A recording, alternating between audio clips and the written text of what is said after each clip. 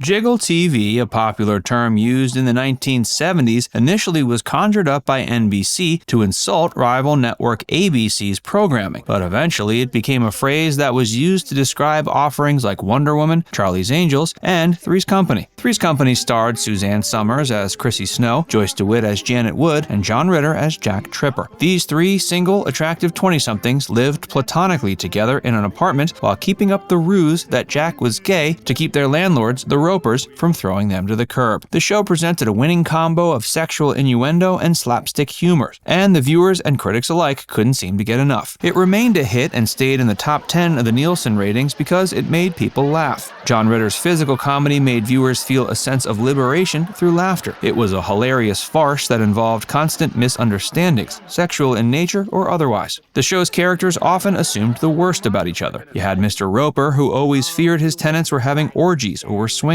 This kind of humor showed us all how easy it is to jump to conclusions. But even these kinds of situations made for some seriously funny television moments. Not quite as humorous was the drama that occurred behind the scenes. Relationships were torn to shreds, and ultimately Three's Company was forced to come to an end due to feuds that took place when the cameras weren't rolling. Keep watching for behind-the-scene feuds that ended Three's Company. Ritter dealt with fame impeccably. It wasn't that far into Three's Company's 8-season run before it began to catch on with audiences and turned into a pop culture sensation. For most of the time it was on air between 1977 and 84, it ranked in the top 10 in ratings, and this enduring popularity had a huge impact on the show's leads, who were basically just getting started in their respective acting careers. John had previously appeared in The Waltons for 4 years and had made guest appearances on several Mary Tyler Moore produced series such as Newhart, Rhonda, and The Mary Tyler Moore Show. He'd also been the star of the show in the short-lived comedy The Barefoot Executives. His father, Tex Ritter, was a big-time Western star, and taking cues from him, he took stardom in stride. He knew what kind of values his father had and had witnessed how he dealt with fame, so he was already familiar with how to handle it. Hey, if you're enjoying this video so far, be sure to give it a like and subscribe to Facts First for more, and stick around for more behind the scenes of Three's Company.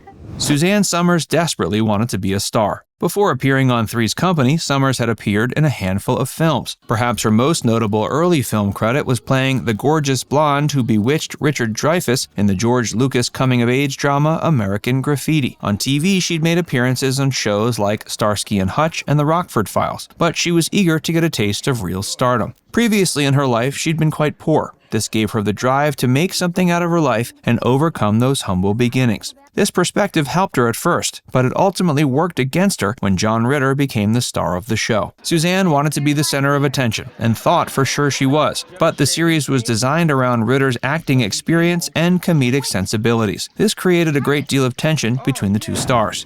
Joyce DeWitt wasn't interested in becoming a star. DeWitt had been acting on stage since her early teens and had appeared previously on TV in an episode of Beretta before being cast on Three's Company as Janet. As a theater actor, DeWitt was unprepared for Hollywood stardom, nor was she ready for the publicity she received for being on the show. After it became a hit, she pulled back from the public eye a bit, and the fame that came her way wasn't very easy for her to process.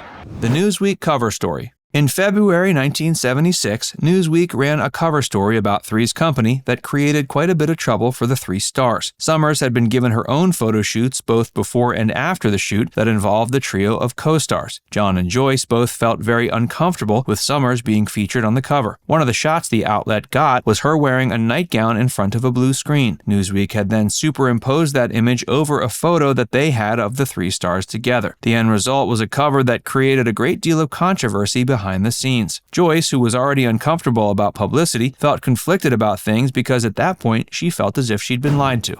Ritter then refused to work with Somers. Before the 5th season aired, Somers, after taking advice from her husband and manager, Alan Hamill, insisted she receive a pay increase from $30,000 to $150,000 an episode. The end result was Chrissy's role being reduced to a single phone call to her roommates from her parents' home. Beyond that, a giant rift was formed between her and Ritter that wouldn't be reconciled until not long before his death, some 2 decades later. The contractual issues were just a foreshadowing of things to come. At that point, Ritter refused to work with Somers, especially after she aired her grievances to the media at the end of 1980. Matters only got worse when Somers and her husband publicly revealed John's salary and said things on talk shows such as, if her name had been John Somers, none of this would have been happening. This kind of rhetoric only exacerbated an already touchy situation. At one point, Ritter told Somers' husband he would agree to talk to her one-on-one without him or anyone else present, but she refused to take this offer. After a series of hostile meetings between Allen and Three's Company producer Mickey Ross, Somers began missing work often. At first, she claimed she had a rib injury, but she continued to renege on coming to the set. Her actions put the show and its cast and crew in a difficult position. The final death knell, however, was the way she handled the media. After she began to think of herself as the star of the show and went about disrespecting her co-stars, Ritter had had enough of her attitude and drew a line in the sand. He had felt betrayed by Somers and took her behavior personally. Somers was officially fired from the series in 1980, and she wouldn't talk to Ritter again until 20 years later, when he finally decided to give her a call.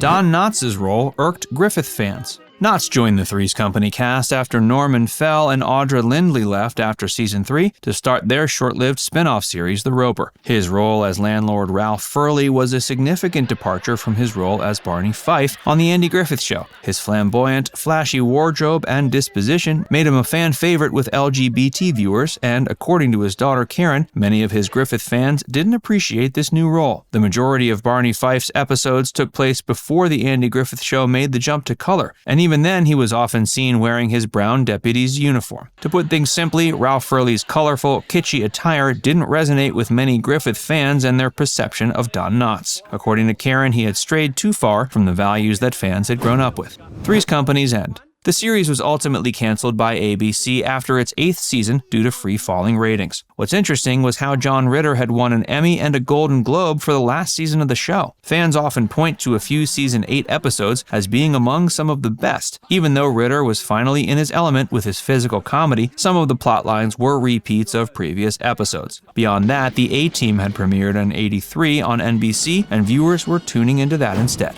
DeWitt felt betrayed by Ritter. After Three's Company ended, a spin-off series called Three's a Crowd launched that starred Ritter reprising his role while he lived in an apartment with the woman he'd fallen in love with, Vicky, while having to deal with her father who was perpetually trying to drive a wedge between them. Mary Carteret played Vicky Bradford, and Robert Mandan played her father James. The series debuted this September following Three's Company's finale. The problem, however, was that Joyce DeWitt didn't know about the new series until casting for Vicky had started. Ritter had advised Three's Company's producers not to tell Joyce they were planning to spin his character off at the end of the show. DeWitt inevitably felt like this decision was a stab in the back. Perhaps he could have handled things differently, but that wouldn't have changed anything or made the differences the cast had on the set any better.